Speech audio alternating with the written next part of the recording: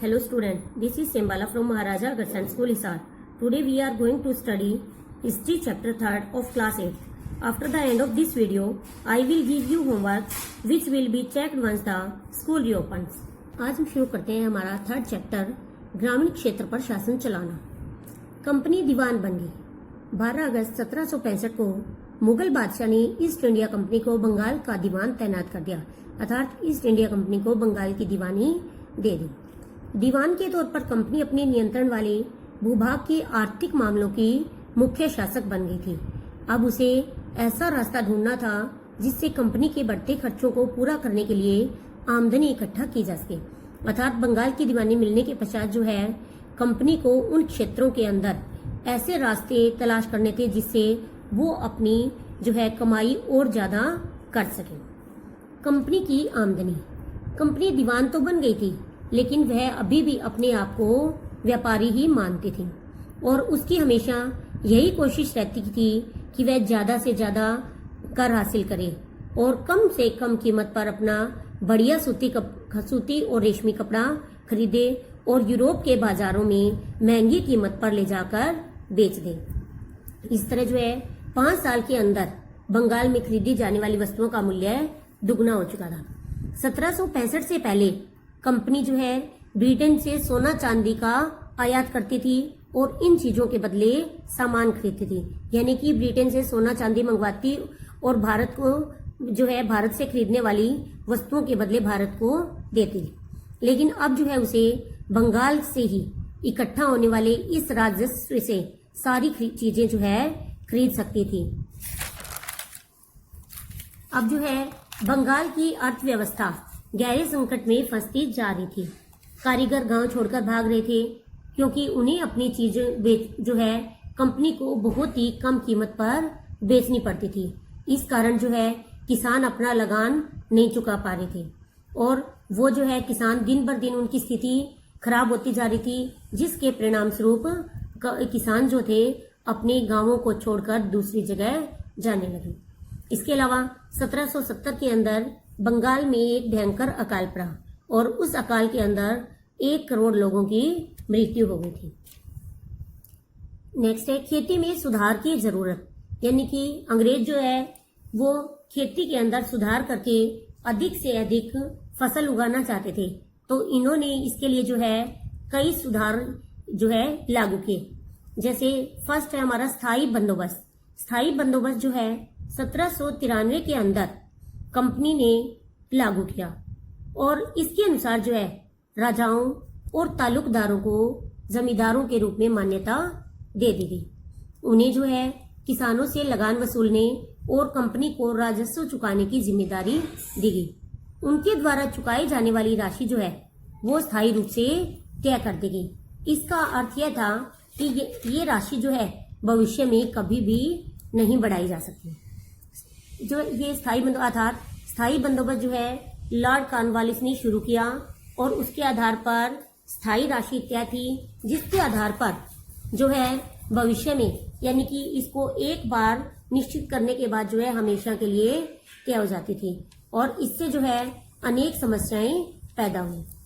First, जमींदार जो थे अभी भी जमीन के सुधार का खर्चा नहीं उठा पा रहे थे, यानी कि अभी भी खेती के अंदर बदलाव नहीं कर पा रहे थे, उसमें खेती में कोई सुधार नहीं कर पा रहे थे।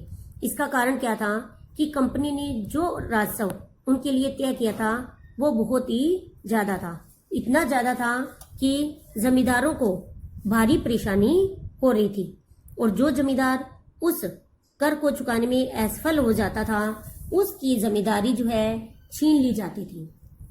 इसी तरह गांव के अंदर किसानों को भी जो है यह व्यवस्था बहुत ही ज्यादा दमनकारी दिखाई दी। दमनकारी यानी कि उनका शोषण करने वाले, क्योंकि किसान जो लगान चुकाता था वह बहुत ही ज्यादा था और अगर वह अपना लगान नहीं चुका पाता तो उसे अपनी जमीन से बेदखल कर दिया जाता था, उसकी जमीन उनसे छिन जाती थी। इसके बाद एक और नई व्यवस्था शुरू हुई, महालवारी बंदोबस्त। ये जो है बंगाल प्रेसिडेंसी के उत्तर पश्चिमी प्रांतों के अंदर 1822 में होल्ट मैकेंजी ने शुरू की और इस व्यवस्था को महालवारी व्यवस्था का नाम दिया। इस व्यवस्था के अंदर जो है होल्ट मैकेंजी के आदेश पर गांव-गांव का दौरा किया गया, जमीनों की जांच की गई, खेतों को मापा गया और अनेक यानी कि विभिन्न समूहों के रीति रिवाजों को दर्ज किया गया। गांव के एक एक खेत का राजस्व को जोड़कर हर गांव या ग्राम समूह से वसूल किया जाता था। यानी कि महाल जो है, गांव के समूह को महाल कहते थे। इस कारण जो इसका नाम महालवाड़ी व्यवस्था पड़ा था। इस राजस्व को जो है स्थायी रूप से तय नहीं किया गया, अर्थात इसमें समय समय पर बदलाव करने की गुंजाइश रखी गई, यानी कि समय समय पर इसकी दर बदल दी जाती थी। और राजस्व इकट्ठा करने और कंपनी को राजस्व चुकाने की जिम्मेदारी जो है जमींदार की बजाय गांव के मुखिया को सौंप दी गई। एक नई और दूसरी व्यवस्था थी मुनरो व्यवस्था।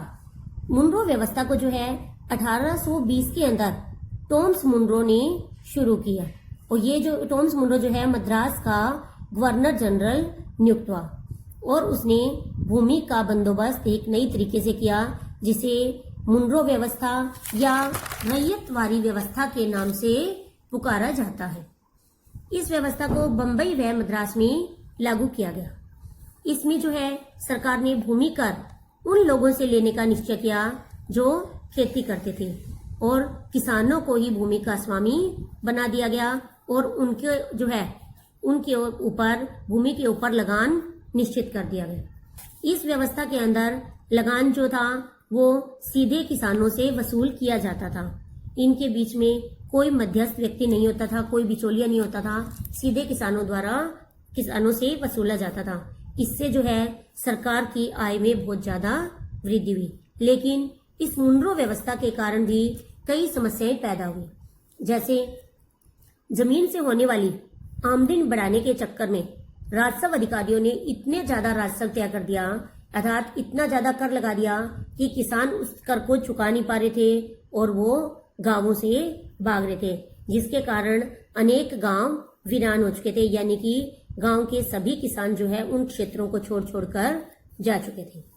नेक्स्ट टॉपिक आता है हमारा यूरोप के लिए फसलें। 18वीं सदी के आखिर तक कंपनी ने अफीम व नील की खेती करने को बढ़ावा दिया।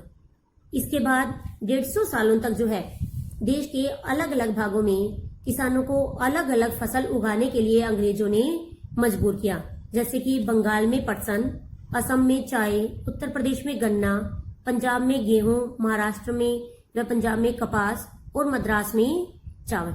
अर्थात जिस जगह पर जो फसल सबसे ज्यादा उगाई जा सकती थी उन स्थानों पर उन्हीं फसलों को उगाने के लिए किसानों को मजबूर किया। इसके बाद हमारा अगला टॉपिक आता है, क्या रंग का भी कोई इतिहास है। 19वीं सदी में ब्रिटेन के अंदर मोरिश के छापों में जो है इस्तेमाल किया जाने वाला नीला रंग भारत में उगने वाले नील के पौधे से ही तैयार किया जाता था। उस समय भारत दुनिया में नील का सबसे बड़ा स्रोत था। यानी कि नील उत्पादन में जो है अंग्रेजों के समय में 19वीं सदी में नील जो है भारत का बना हुआ नील जो है दुनिया भर में प्रसिद्ध था और सबसे ज्यादा भारत में पाया जाता था। अब आता है कि भारतीय नील की मांग क्यों थी। नील जो है वो कपड़ा रंगने के काम आता था। 13वीं शताब्दी तक जो है इटली, फ्रांस और ब्रिटेन के कपड़ा उत्पादक जो है कपड़े की रंगाई के लिए भारतीय नील का प्रयोग करते थे। इसका सबसे बड़ा कारण क्या था? इसका सबसे बड़ा कारण ये था कि नील जो है वो एक और वोड नामक पौधे से भी नीला रंग प्राप्त किया जाता था, लेकिन वोड से मिलने वाला जो नीला रंग था बेजान व फीका होता था। इसके विपरीत नील से जो है जो नीला रंग बनता था वो बहुत ही चमकदार और जो है नीला रंग होता था। इस कारण जो है 17वीं सदी तक आते आते यूरोपीय कपड़ा उत्पादकों ने नील पर लगी पाबंदी में ढील देने के लिए अपनी सरकारों को राजी कर लिया था। वो चाहते थे कि यूरोपीय सरकारें जो है इस पर नील पर लगे जो उन पर टैक्स लगाया जा रहा है उस पर वो हटा लिया जाए, जिसके कारण जो है वो अपने अपने देशों में नील की जो है मांग को पूरा कर सकें। कैरिबियाई द्वीप समूह स्थित सेंट डोमिंगो में फ्रांसीसी, ब्राजील में पुर्तगाली, जमैका में ब्रिटिश और वेनेजुएला में स्पेनिश लोग नील की खेती करने लगे। 18वीं सदी तक नील की मांग और ज्यादा बढ़ गई। ब्रिटेन में औद्योगिकरण शुरू हो चुका था।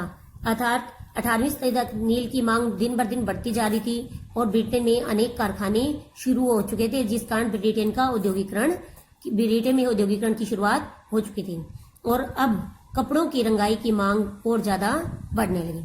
1783 से लेकर 1789 के बीच में दुनिया का नील का उत्पादन आधा रह गया था और ब्रिटेन के अंग्रेज अब नील की आपूर्ति के लिए नए स्रोत की तलाश कर रहे थे। यानी कि नील की इतनी ज्यादा मांग होने लगी कि जितना नील उत्पादन किया जाता था उससे जो है आधी जरूरतें ही पूरी हो पाती थी। इस कारण जो है वो अब नील के लिए नए स्रोतों की तलाश करने लगे। ये था हमारा आज का टॉपिक। यहाँ तक के क्वेश्चन अच्छे से लर्न करेंगे और अपनी नोटबुक में टाइप करेंगे।